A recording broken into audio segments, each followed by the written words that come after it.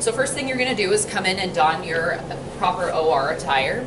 So we need to put our hair cover on, and we need to make sure that all our hair is tucked in and that our ears are covered. So you want to make sure that it goes all the way around. Oftentimes there's a mirror that you can kind of check and make sure that there's nothing hanging out in the back. So we do have one here.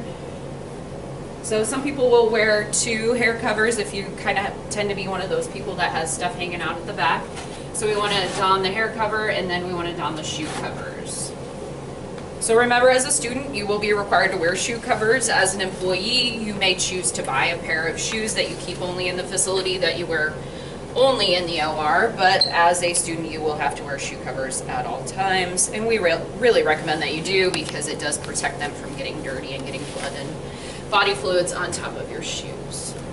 All right, after you don your attire, you're then going to do a medical hand wash. So we'll use the betadine soap that's here. In the hospital, you might have Hibiclens that you could use too. Okay, remember, the medical hand wash is basically just a really thorough hand wash. And we want to go to just above the wrist, and you want to have the fingers pointed down. So we just want to make sure that we're getting in between the fingers. You want to make sure that you get underneath the nails, so underneath the fingertips there. Scrubbing all those surfaces, making sure you get the fronts and the backs, and then up around the wrist. And then you're going to rinse. Again, making sure that the fingertips are pointed down. And then you're going to do it a second time.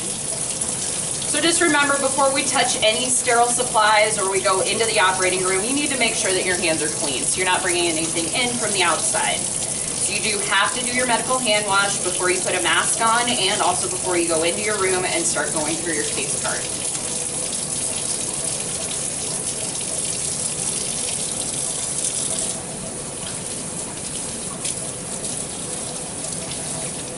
Okay. After that, we just dry off, of course, with paper towels, because we're not doing our sterile scrub.